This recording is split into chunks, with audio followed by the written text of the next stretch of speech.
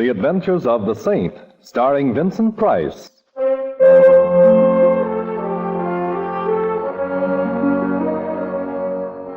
The Saint, based on characters created by Leslie Charteris and known to millions from books, magazines, and motion pictures. The Robin Hood of modern crime now comes to radio, starring Hollywood's brilliant and talented actor Vincent Price as The Saint.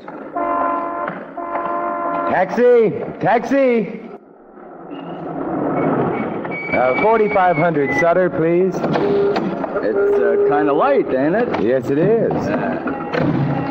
It comes this time of night, I figure a guy should ought to... 4500 Sutter, please. Mind you, I don't like to get personal, you Driver. know, but, yeah? Of all the cabs in San Francisco, most of them operated by drivers who mind their own business. Why did I have to get your cab? Well, I like... Who are you going to see at 4500? My name is Simon Templar. I'm 6'1" tall, and I have a birthmark on my right shoulder blade. My income for last year That's all right. Evading the question, huh? I give up. I'm going to visit a man named Clarence Quigley. Clarence Quigley? Clarence Quigley. You're going to see this alleged Clarence Quigley Look, about... he's got a collection of paintings. I like to look at paintings. Maybe that will seem odd to you, but... Oh, come now, no temper. Now, if I was your wife, you'd have to do better than that, you know. So how much do I owe you, and go away? Well, would you think I was soaking you if I suggested $3? I would. As one man of the world to another, let's make it $3 anyway. Let's just be yokels and make it 50 cents. Here you are. Well, Hey, is that blonde giving you the eye or me? Blonde? Yeah, the one coming down the street towards us. Oh, yeah. Best foot forward. I never saw her before in my life. Ellsworth, dear. Oh, Ellsworth, dear. I beg your pardon, but that's my neck you've got your arms around, Miss... A man named Clarence Quigley, huh? Driver, stop heckling. Look, miss, whatever your name is, the way you're strangling me is a pleasant way to be strangled, but... Ellsworth, dear, you sound so cold. I'm not Ellsworth, dear. I think I can honestly say I have never been Ellsworth, dear.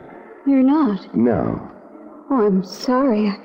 I thought you were. Or maybe I just hoped you were. Don't you know Ellsworth, dear, when you see him? No, I don't, I guess. But, I saw you, and then the name came to me, so I stopped. who is Ellsworth? I don't know. Well, I suppose a certain amount of confusion about who or what Ellsworth is understandable, But that isn't the worst. It isn't? No, you see, not only don't I know who Ellsworth is, but... Yes? I don't even know who I am.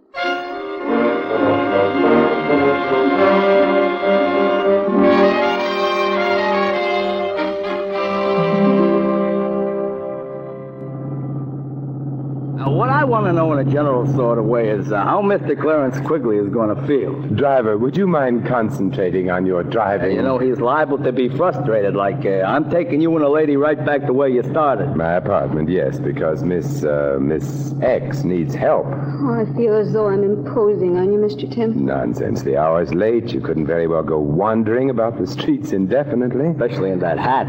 Is anything wrong with my head? Not a thing. No, it's very charming and immaculate. Yeah, also it resembles a bird's home away from home. Well, mister, we have returned from where we went away. Good. Miss X? Thank you. You're going to keep on being a yokel, huh? Here. Mm-hmm. This time only half a yokel. Well, goodbye. You know where I'm going? No. I'm going to lurk outside of Clarence Quigley's. I think tonight he's a fellow who needs a friend. I need one, too. Oh, come along now.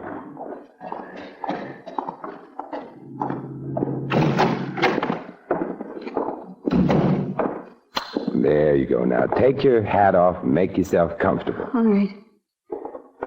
I'm so afraid. Oh, Lost. quiet now. Now, let's take a look at your bag. Here. Mm-hmm. Usual odds and ends, and a compact, initialed. DM. DM, does that suggest anything? DM? No, it doesn't. Nothing means anything. All I remember is being outside an art gallery on Sutter. Yeah, you're well-dressed. Compact's gold, no latchkey, which means you probably don't live alone, which Could also mean you've been missed. You're phoning? Yes, the police, Missing Persons Bureau. They, hello? Oh, get me Inspector Murray, Thanks, I'll hold on. I hope maybe they know about me. Oh, What's the matter?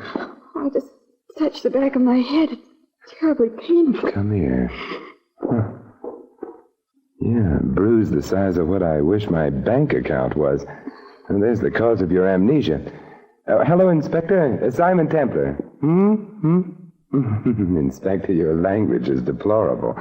Inspector, I'm looking for someone, a blonde. Inspector, no. No, well, maybe, but not tonight. At any rate, the girl I'm looking for is around 22 years old, blonde hair, blue eyes, height 5'3" or thereabouts, wearing a street suit, brown white blouse with ruffles at the neck and... What? Oh, you're looking for her, too. Her name's Dorothy Moore. Why do you want her? Oh, I see. Then I guess you've got priority. Goodbye. They want me. Yes, so it seems. Because I've been reported missing? Partially that. What else do they want me for? Murder.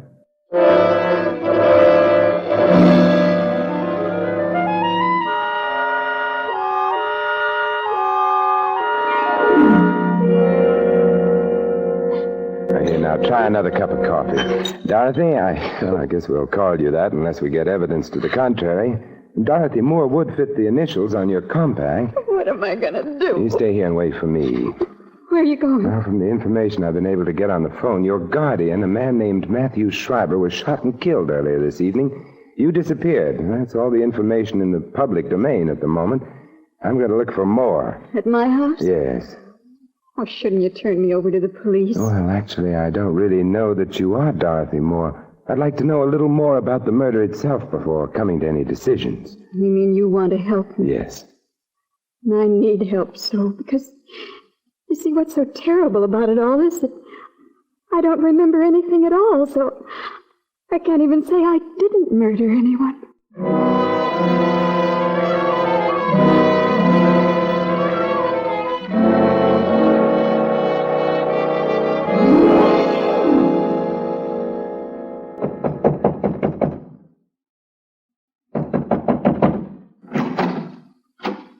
Hello. Hello. Well, it's been fun meeting you. Goodbye. Now, wait a minute. Don't shut the door. Why not? I'm coming in. Oh, all right. I hate to seem prying, but who are you? Simon Templar. An attractive name, much more distinguished than mine. Oh, what's your name? Walters. Not the most glamorous name in the world, but I'm a butler, so I bear up. Good. Where is everybody? In the library. They're so well-bred. Oh, who is in the library? Mrs. Atkins, the housekeeper, the Cassandra of our day. A gloomy lady prophesying disaster, Yes, and of course there's Mr. Tinsley. Mr. Tinsley? A strange fellow who spends a good deal of his time sitting on small horses and hitting a large ball with a long wooden stick. A polo player. Doesn't matter what you call it, it's no job for a grown man. What's his relationship to Miss Moore? Oh, let's not start prying, shall we? Expound. Well, to breach your confidence, he's engaged to marry Miss Moore, if and when she's found, and if she happens to be innocent of our guardian's assassination. Oh. Anyone else in the library? No. Mr. Schreiber, dear departed soul, is detained elsewhere, at the morgue. He was shot in the library. Oh, that's a bad place to be shot. Usually fatal. Suppose you take me to the library. Tell me, why did the police suspect Miss Moore? Because of me. You see, I told them that I heard shots in the house. I left my quarters on the gallop, ran towards the library. Just before I got there, the door opened and Miss Dorothy ran out. Ran down the hall and out the front door. Is that true? My dear Mr. Templar, if not, would I have told the police otherwise? I don't know. Besides, it isn't good form to suspect the butler. The library, sir. Okay.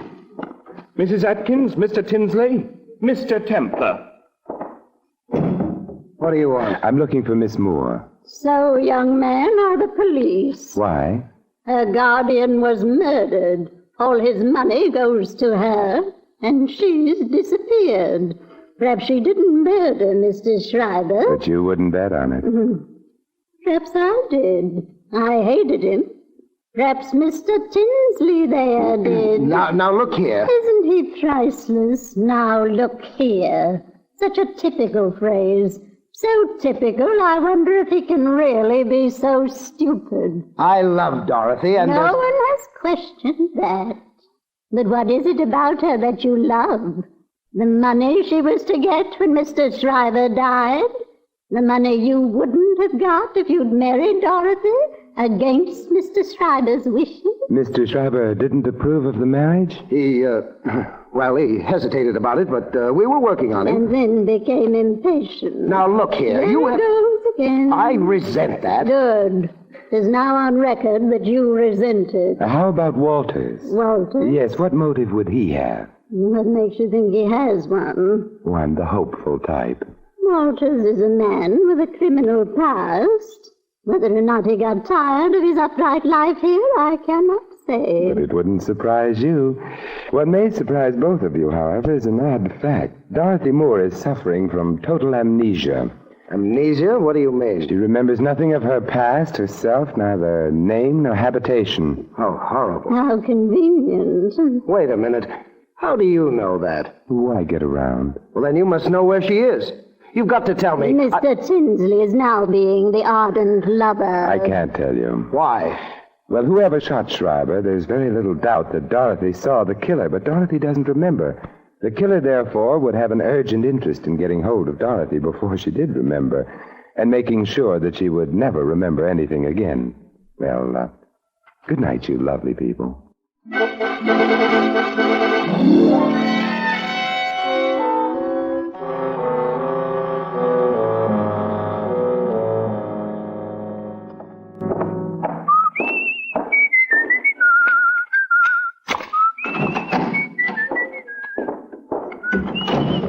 Dorothy? Dorothy? Dorothy? Dorothy!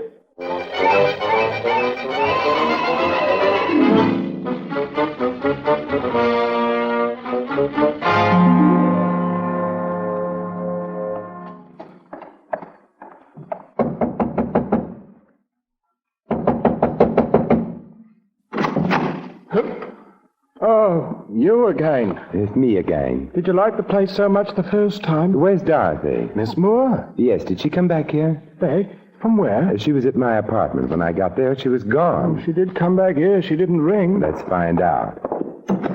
Tinsley and Mrs. Atkins still around? Mrs. Atkins has gone up to bed, I think. As for Mr. Tinsley, I imagine he's sampling the whiskey. We'll find out. Tinsley, What? Oh, it's you. Yes, where's Dorothy? You're the one who knows. I'm the one who knew. Did she come back here? I haven't seen her. Walters, where's Mrs. Atkins' room? This way, sir. Come along, Tinsley. I'd like both of you in sight. If you insist. Mrs. Atkins will not be pleased at having her sleep interrupted. I'm not pleased either. This is her room, sir. Oh, thanks.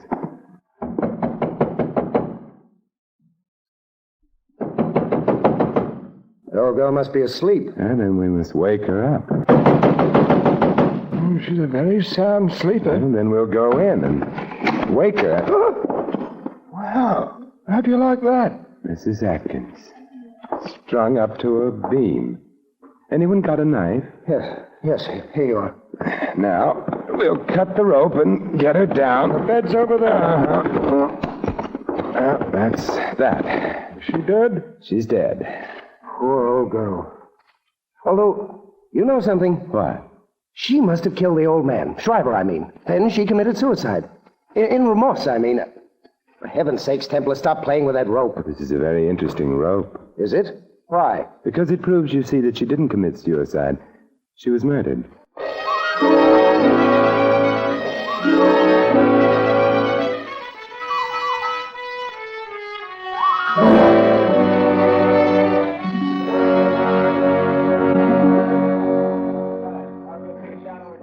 Templar? Yes, Inspector Murray. I understand you don't think that Mrs. Atkins committed suicide. I know she didn't. Well, while the boys are playing with fingerprints and stuff, would you mind explaining to a poor benighted member of the lower intellectual classes, a cop like me? Oh, Murray, now stop pulling my leg. You're one of the brainiest men I know. Then why do you always beat me to a case? Oh, I'm prettier. Uh-huh.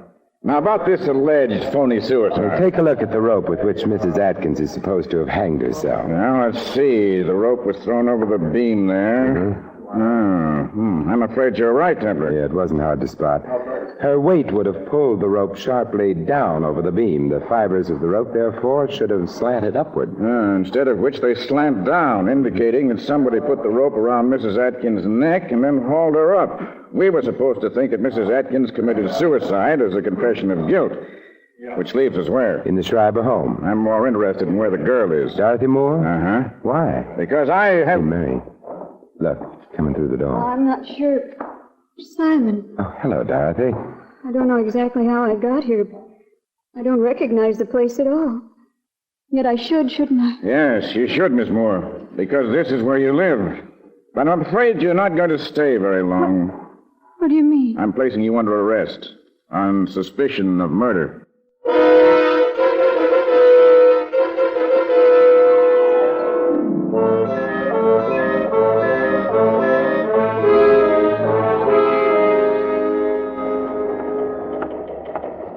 You know, I love police headquarters. They're so romantic. Uh-huh. Mary, how are you going to prove anything against that girl if she's suffering total amnesia? By proving that her amnesia is a fake. Oh, how? I have an alienist coming over here to look at one of our guests. I'll have him see Miss Moore, too. He's due any minute. I'll go get the girl now.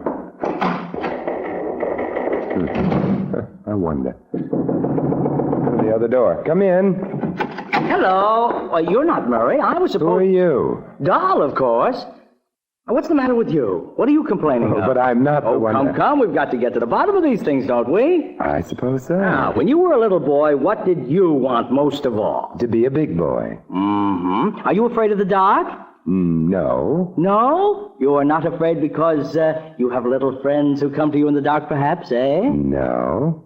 Now, why are you afraid of the dark? Oh, it's a long, long story. And, You know, you don't look at all well. well, I don't feel so good either. No, you should see a doctor. Thank you. I think I will. Goodbye. Oh, Templar. Yeah, your alienist was here, Murray, but he left. Alienist? Well, I just phoned him and told him not to come. The district attorney wouldn't hold the girl. Insufficient evidence and ballistics. Ran a paraffin test. No proof that she'd fired a gun. But the man who was just in here, Dahl, I think his name was? Dahl? Uh-huh. He's not the alienist. He's the guy the alienist was coming to examine. He's nuts. Oh, dear. Well, I guess you're happy now that we can't hold the girl. No, because while you were holding her, things were safe. Now, Murray, let's go visit. Go visit where? The Schreiber house. A house where 2 people have died. A house very convenient for murder.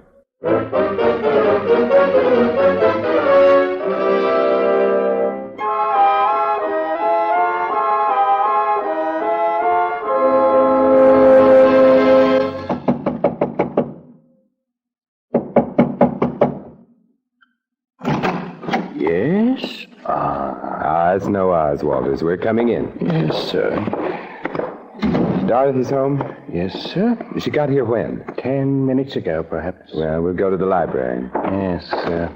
She got here 10 minutes ago, and then? She sat in this room for a few minutes, made a phone call, and went up to bed. She tried to phone you, Mr. Templar. I'll wake her up and get her down here. Hold on. Tinsley around? In the guest room, playing solitaire, I think. Get him down here, too. That I will, sir. And Walters. Yes? You come back, too. Sure. Having fun, Templar? I don't care very much for this stage of any case, but What are you doing with that telephone? hiding it under the couch here. Are you being subtle again? Again? Oh, you flatter me. Simon. Hello, Dorothy. Sorry to have had you waked. Oh, I wasn't asleep. I was trying to remember. You will if you get the chance. Tinsley's here in the house, isn't he?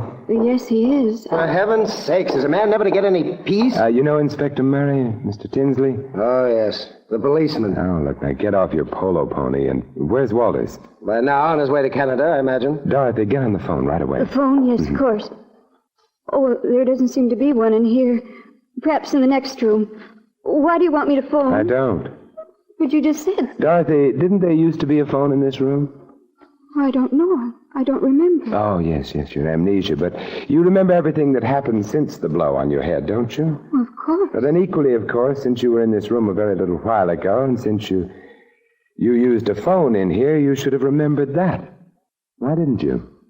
Well, I don't know. It slipped my mind. No, Dorothy, it didn't slip your mind. You were merely being over-careful. What does that mean? It means that you are not now, nor ever were, suffering from amnesia. Why should I pretend to have amnesia? Because you killed your uncle. You knew you'd need something to help you out in court, so you wandered about until you found someone on whom you could try out your amnesia. That happened to be me. You're just saying those things without proof. Besides, there was a paraffin test. It indicates merely that you wore gloves when you shot your uncle. It indicates I might have worn them. If I'd shot him, you can't prove I did. I can prove your amnesia was phony, that along with some other things. How can you prove it? Very simple. Your hat. What? When you arrived at my apartment, you took your hat off, discovered a large bruise on the back of your head. That was to supply a plausible reason for your amnesia. But, Dorothy, as I remarked to the cab driver at the time, your hat was immaculate, untouched. You asking us to believe that the killer knocked you out and then carefully put your hat back on your head again? I'm not asking you to believe anything. I'm going. What a charming revolver. The one you used on your uncle? It still has bullets in it, so don't try to stop me. Dorothy, you didn't ask me how I could be so sure the killer hadn't done that business with your hat. I don't care. I'm so sure because of Walter's statement. Remember, he saw you rush out immediately after the shot? All right, you're smart, but you'll never stop me. Perhaps not, but Walters, who's right behind you, will. Oh, no, you can't fool me with He that. wasn't trying to, Miss Dorothy. I think I'd better... You're no gentleman. You knocked Miss Moore out with a bottle. Yes, sir. But you said you were going to You Canada. misunderstood me, sir. I merely said I was going to get some Canada Dry. Now the bottle's ruined. That's too bad. Oh, never mind, Walters. No harm done. Inspector Murray, you'll take Miss Moore, and I'll take an old-fashioned.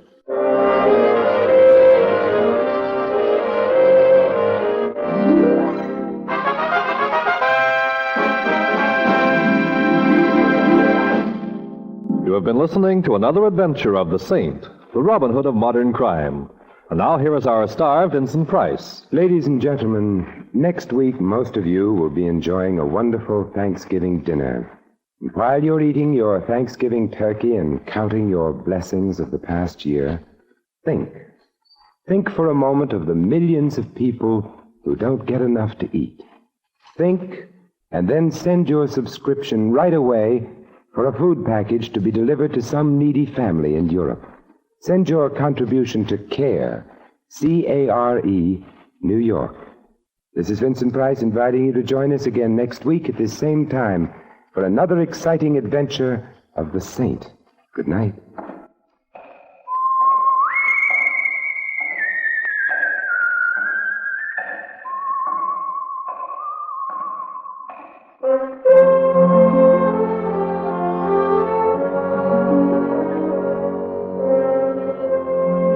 Tonight's script of The Saint was written by Lou Vitties. Our cast included Peggy Weber, Ted Von Elst, Jerry Hausner, Tom Brown, and Dan O'Hurley. The music was composed and conducted by Harry Zimmerman. The Saint, based on characters created by Leslie Charteris, is a James L. Safier production and is directed by Thomas A. McAvity. Your announcer, Merrill Ross. This is the Mutual Broadcasting System.